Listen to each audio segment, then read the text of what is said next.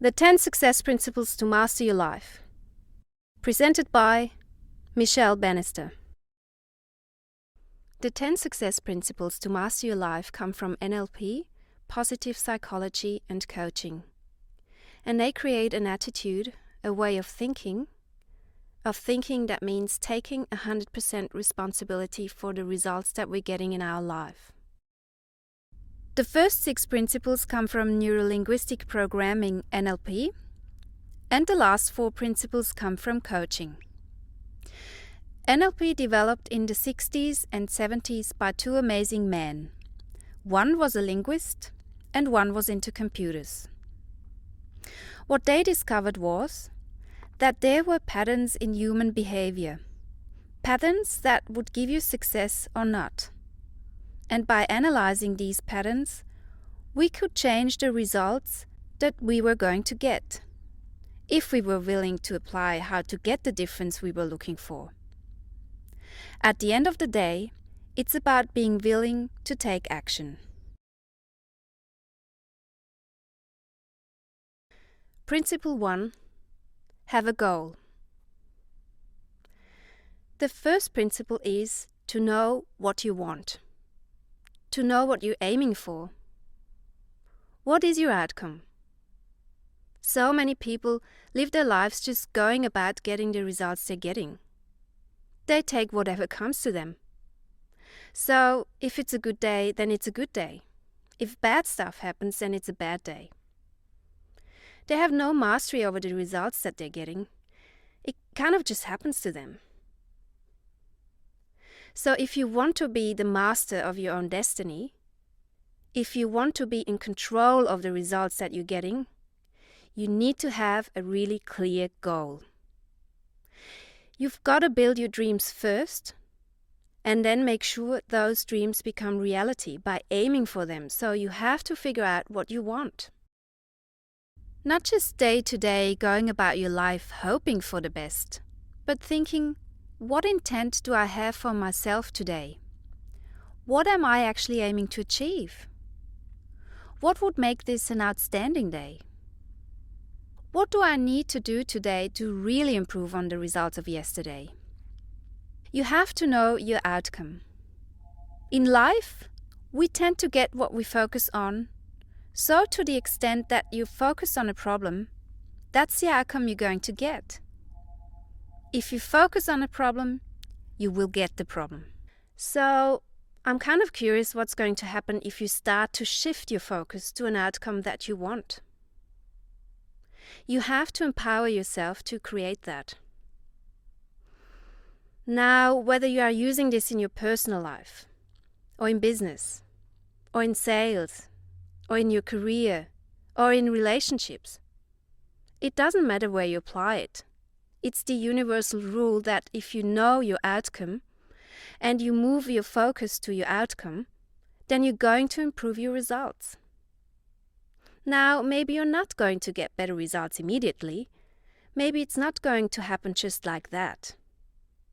Maybe it will take a few times for you to get it, and we'll take a closer look at that. But it's going to give you a better opportunity to get the results you're looking for if you know the results you're looking for, rather than just accepting whatever shows up. When I began my coaching business, I painted a picture for myself that was larger than I thought would ever become true. Where I was able to have an outstanding life and career about which I was passionate.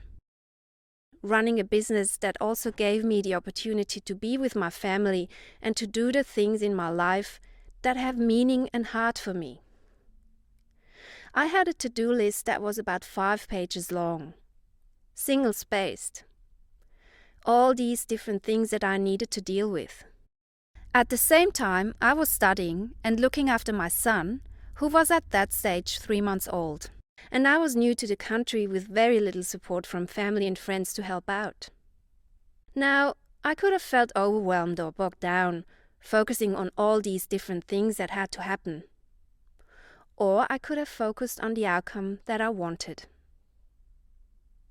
Now I chose to focus on the outcome and the results I wanted, and that really accelerated the results that I have achieved.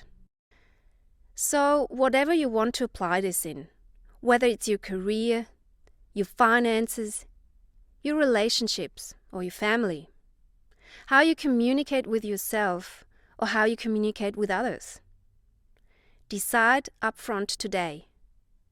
What outcome are you looking for? Principle 2. Know your purpose. In order to achieve your goal, you must be committed. You must act until you achieve. And to do this, you need to know why you want your goal. Why is it important to you?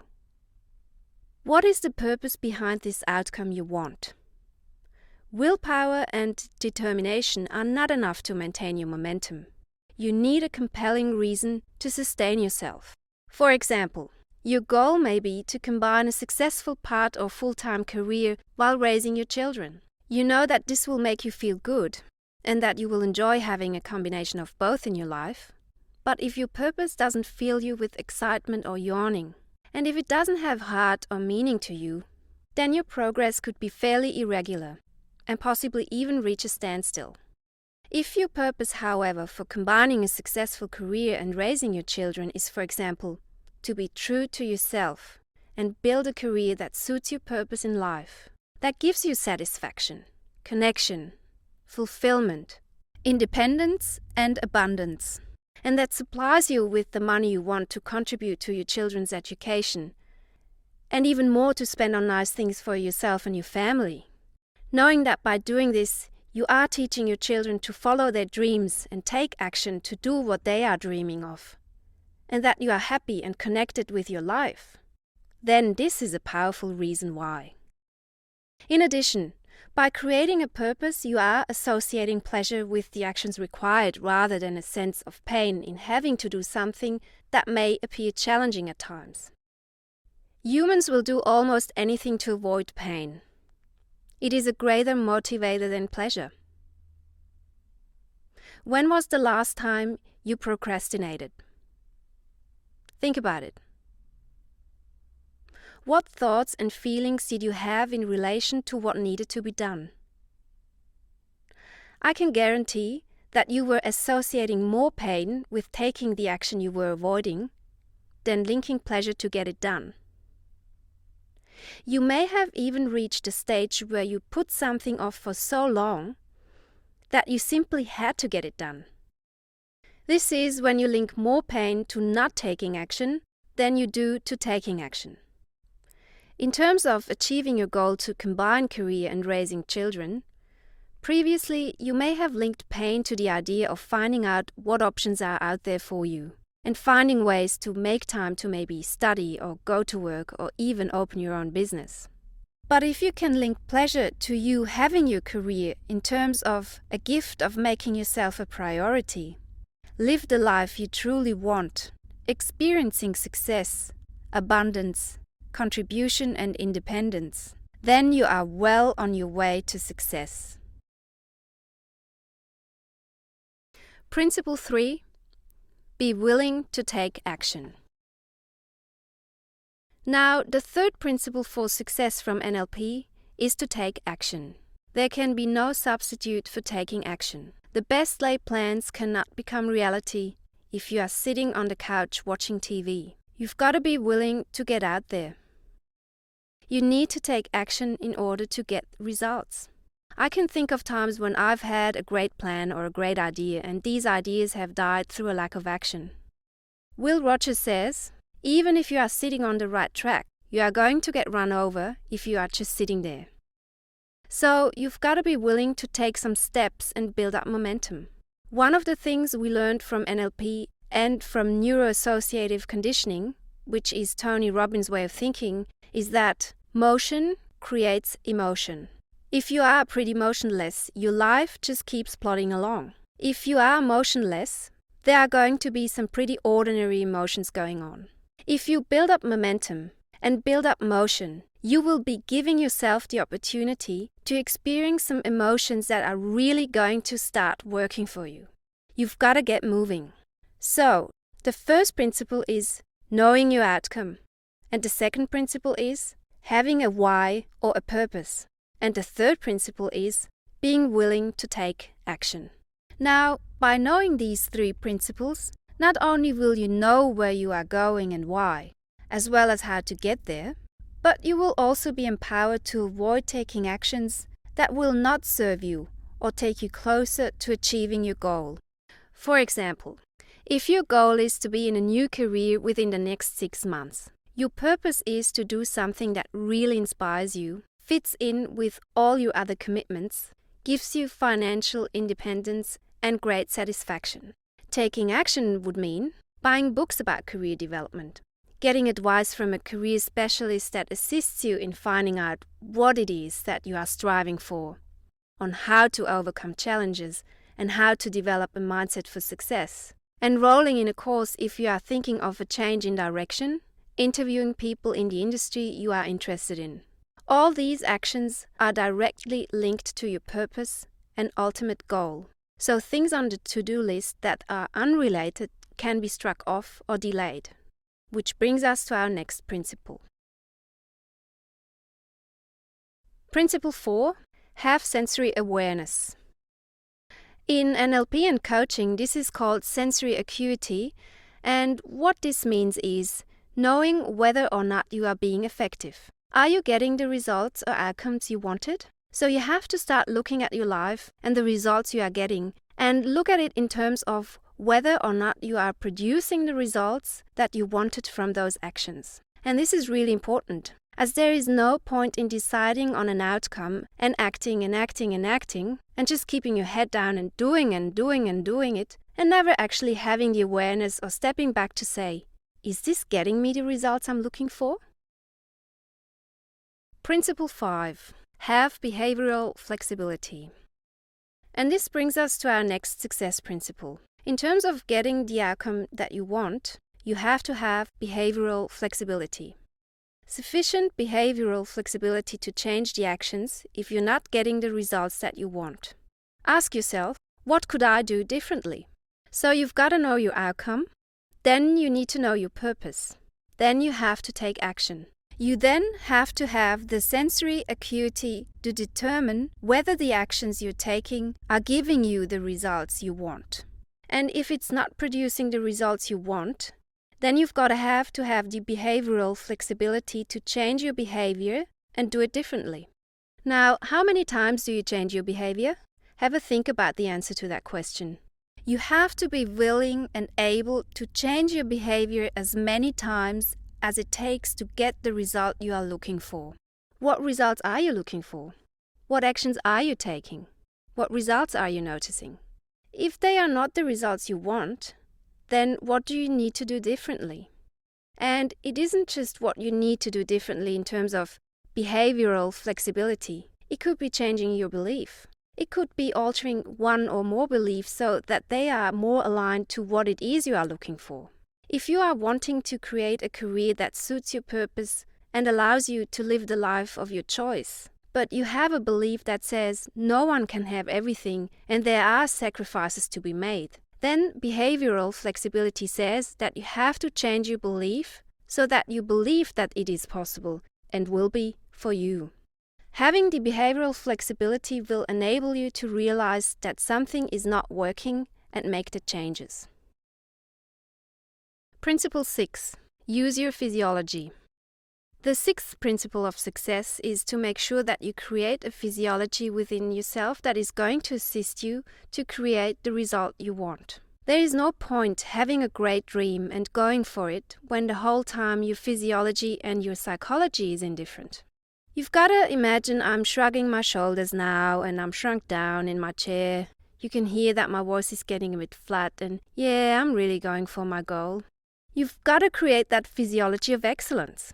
You've got to really conspire for the outcome you're looking for. Conspire for your success and get your physiology excited about what you are going to achieve. So I want you to sit or stand up really tall, put your shoulders back and breathe in really deeply. I want you to create a physiology of excellence. Create a real physiology that is going to support you all the time. Now, the difference with that is very simple. Anybody can have a physiology and a psychology of excellence when the going is good. True winners, people who achieve their goals more often, have a physiology and a psychology of excellence even when the going gets tough. So make a commitment to step up to the next level in your life and in the journey that you are taking.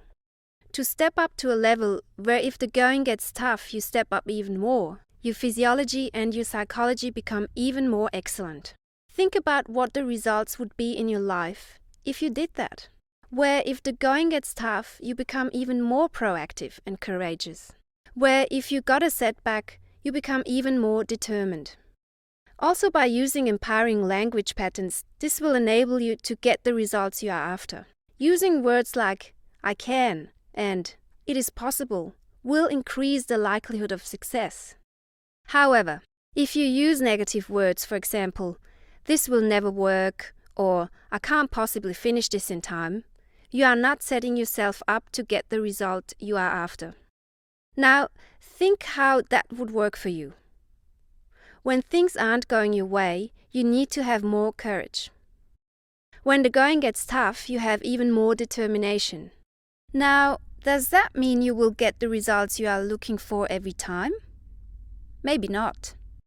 Does it mean you will increase your opportunities to get the results that you are looking for? Absolutely. The last 4 success principles are derived from coaching principles and therefore are closely linked to the principles we've just covered, but are worth highlighting in their own right as powerful tools in creating and achieving success. I'm going to go into them in a bit more detail so that you get really comfortable with them. Principle 7. Be at cause. So the 7th success principle is one of my favorites. It's the cause and effect principle. In NLP and in coaching, we have come to realize that we have a choice. We can either be at the effect of all that happens in our life, or we can be at cause of everything that happens in our life. So when you think about it for a moment, in your life, are you the person who causes the things that happen in your life? Or are you at the effect of things and they just happen to you? Something to think about. Now, I have another question for you. Which side is going to be more empowering? To be at cause or to be at effect? That makes sense, doesn't it? To be at cause of things that happen in your life is going to be so much more empowering. It's got to be more empowering to know that rather than things just happen to me and it's way beyond my control and influence, I am at cause. I am creating this. Now, you might be listening to this and thinking, this is really pushing at the limits of my comfort zone of thinking, because I know I'm not the cause of everything that happens in my life. What about this? I have a belief that I am the cause of all the effects in my world, that I create everything that happens. Now, you could be asking yourself, how can I possibly be at cause for everything that happens? Well, the truth is that I actually don't know if it's a true belief. It's just one of those principles that I choose to decide is true. I just pretend it's true. It doesn't matter if your beliefs are true or not. What matters is, are your beliefs going to get you the results you are looking for? All beliefs are just a feeling of certainty about what something means or what something is. None of them are ultimately true or ultimately false. They are simply what you decide is ultimately true or false. So it doesn't matter what anyone else thinks. What matters is for you to appreciate that all of your beliefs are possibility filters. This means that if you believe it's true, you will filter into your consciousness that possibility. If you believe it's not true, you will filter out any evidence of how it could be. So let's look at cause and effect more closely. People who live on the effect side of the equation just let life happen to them. They are at the effect of the world around them. They are going to have excuses about why they can't do something. They will tell you all the reasons why they're not successful, sometimes even blaming others, using all reasons that are external to themselves. Now, that's fine if that's how somebody wants to live their life. But I have to ask, how satisfying a life is that going to be to you? If you get to the end of your life and you look back and it's never the way you wanted it, all you'll have are the reasons and excuses why you couldn't or didn't do something. The extent to which you choose to believe that you can influence what happens in your life gives you so much more momentum and empowerment to make things the way you want them to be. It gives you the maximum opportunity, the maximum potential to create the outcomes that you're looking for, because if you dump all the reasons, dump all the excuses, and dump all the stories about why you can't, all you're going to have left is results. Now, if you're not getting the results you want, then that's great. Don't go back to effect and say, well, there's no point and it's not my fault. Ask yourself, what do I need to do differently? What do I need to change? You need sufficient behavioral flexibility to change the actions if you're not getting the results. You need to be willing to do it differently. So, the thing to remember is that a major obstacle standing between where you are and the things that you want to achieve are the stories you tell yourself about why you can't and why it's hard. People who live their lives on the core side of the equation have results. Believing this gives us maximum power to create the lives that we want. Principle 8. Focus on what you want, not what you don't want. This principle goes to the heart of what we experience in our lives, and it states that what we focus on is what we get to the exclusion of everything else. We can only experience what we search for, because everything else is outside of our experience. We have filtered it out of our awareness. We don't see things as they are. We can only see them as we are. The external world that we perceive comes through this filtering lens of our personality, our beliefs, and our attitudes. Two people can look upon the same situation and see it completely differently, based on what they sought for, based on what they expected to find. Someone who experiences poverty is experiencing what is within them now. Someone who experiences abundance is experiencing exactly the same thing.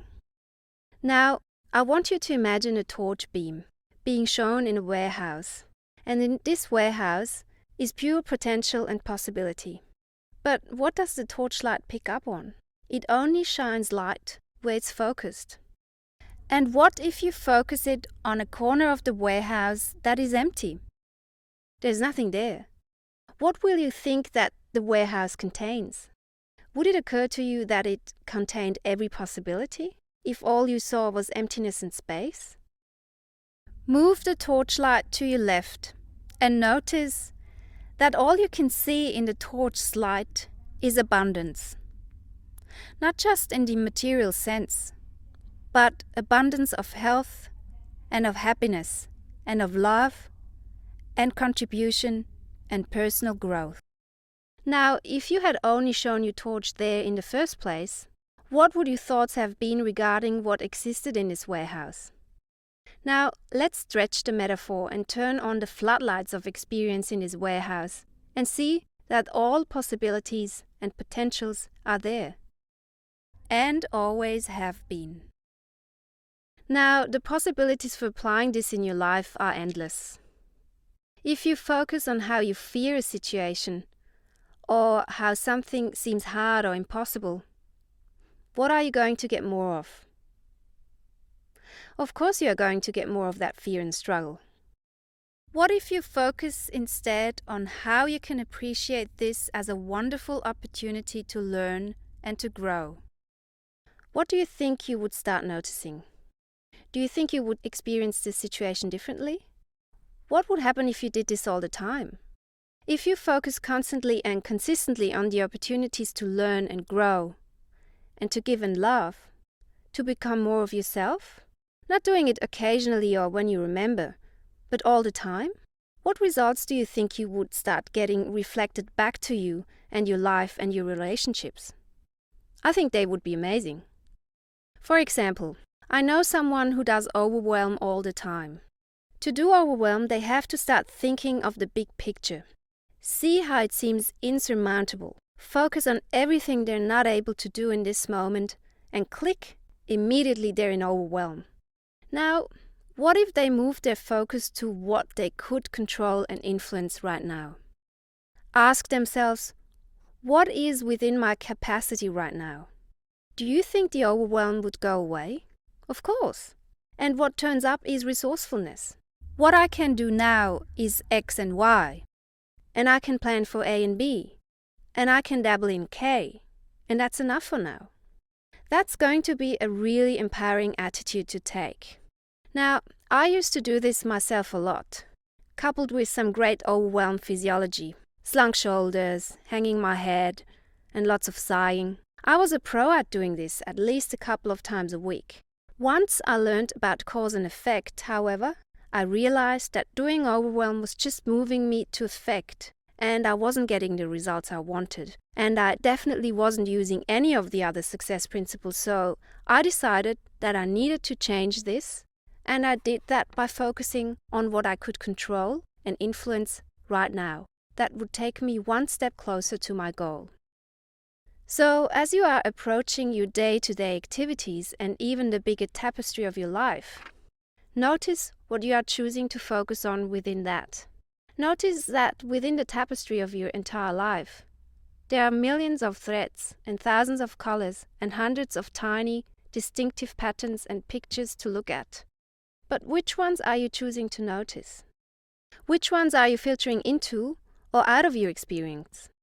Are you focusing on the beautiful aspects of that tapestry that will assist you to create the amazing outcomes that you are looking for? If not, then shift your focus. Move your focus to what will empower you. Now, this doesn't mean that you won't experience problems.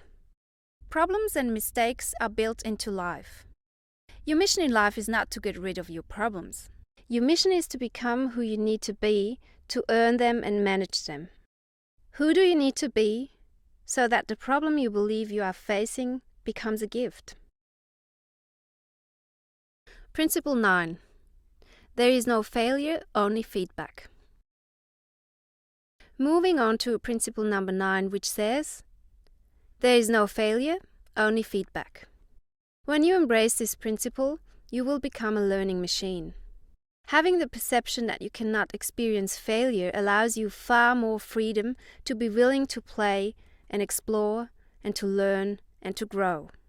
Everything that happens, including the results we don't want, is simply feedback. It is telling us that we can adjust our choices. We can change our behavior. We can shift our belief. And as a result of doing that, we can experience a different kind of feedback or outcome.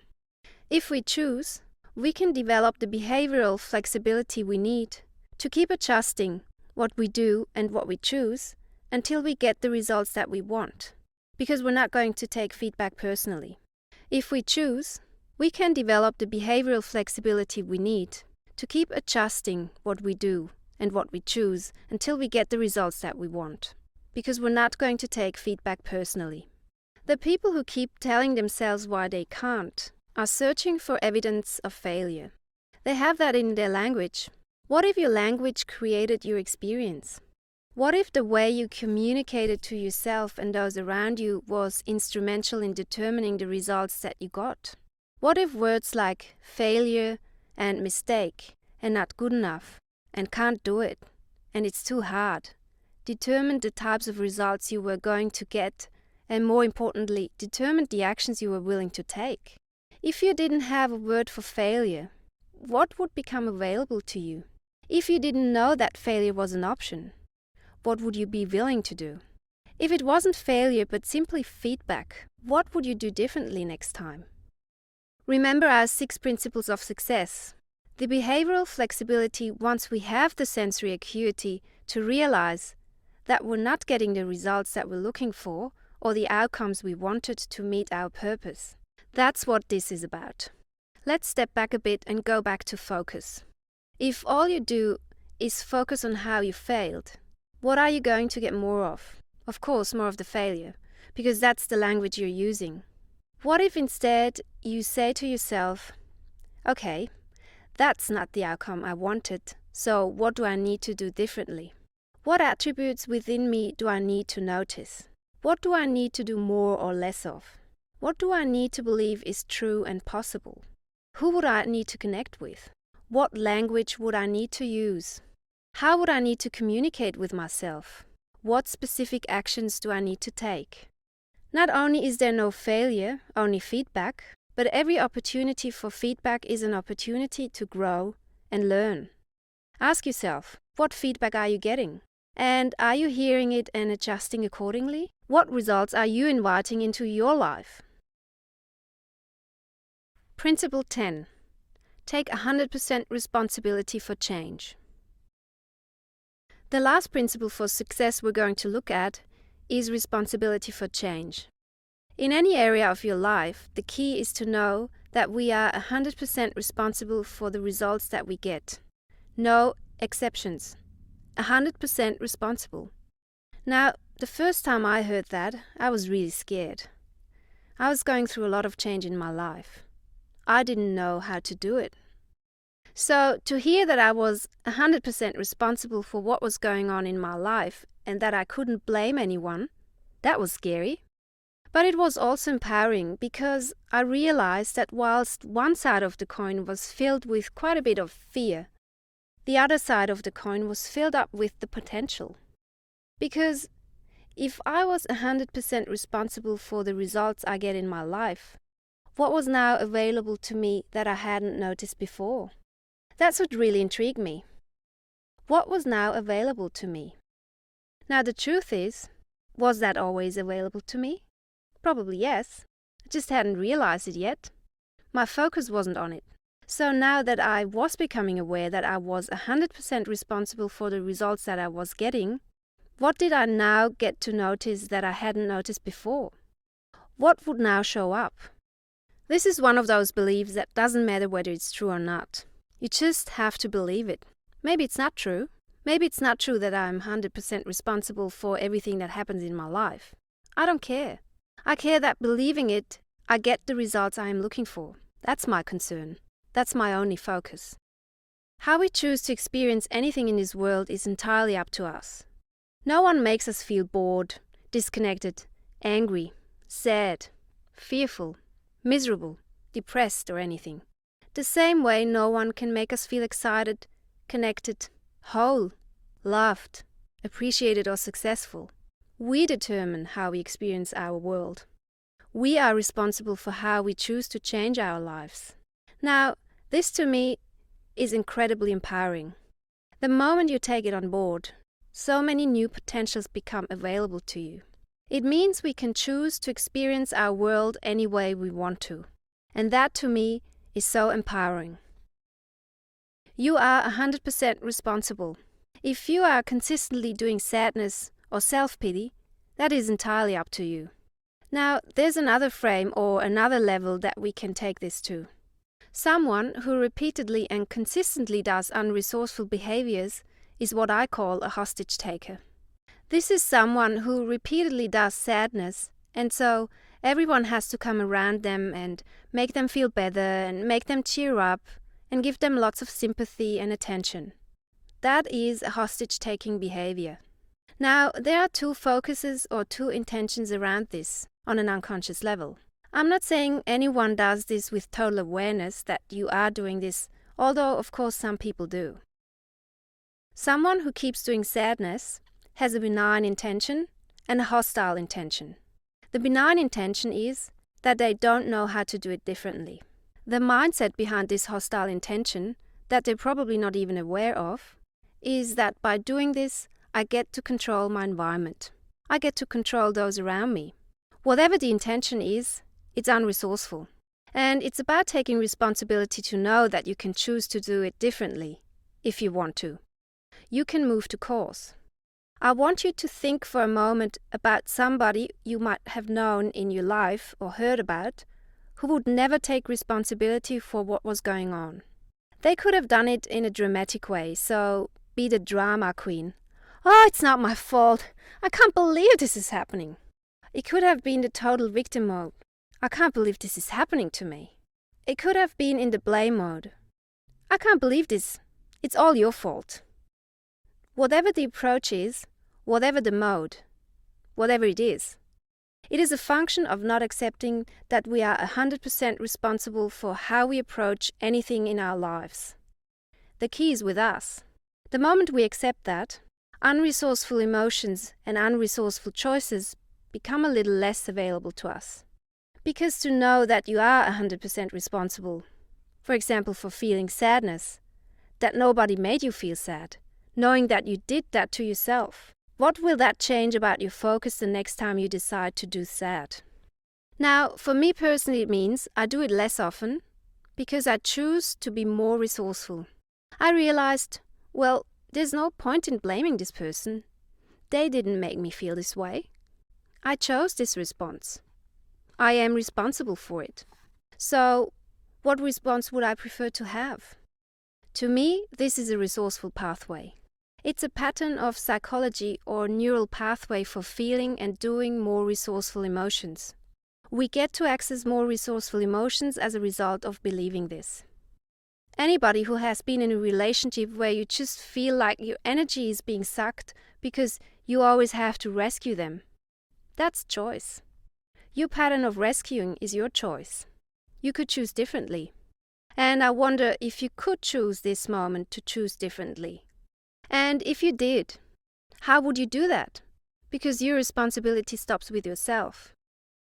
And this doesn't mean to say you don't serve. You serve more because you have more to give. You serve more because you see the potential for change within yourself, which means you can see so much more potential within others for the same. It opens up your possibilities. And it also means you're responsible for how you perceive anything. If you're 100% responsible for how you experience anything in your world, wouldn't it make sense to choose to experience everything as joyous or an opportunity to learn?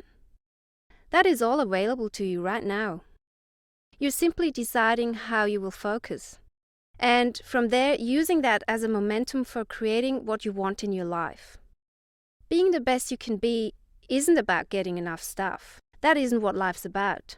I believe life is about asking myself, how can I be the best I can be in this moment? What am I capable of in this moment? And as the moments get more challenging, turning up even more. Anyone can turn away from a challenge and say, it's too hard, or I'm not going to do it, or I'm going to sit here and do overwhelm instead. So can somebody else please take care of it? Anyone can do that. It is the true leader, the exceptional person, the extraordinary person who says, it's a challenge and I'm willing to turn up. I'm here to play at 100%, to find out what I'm truly capable of. And I want to know what's coming next. Enjoy your journey, and may it be more wonderful than you could have ever imagined. It starts with you. Tailwind Coaching. We assist our clients to develop clear visions, powerful mindsets, and creative approaches. For more information about Tailwind Coaching, please visit our website at tailwindcoaching.com.au.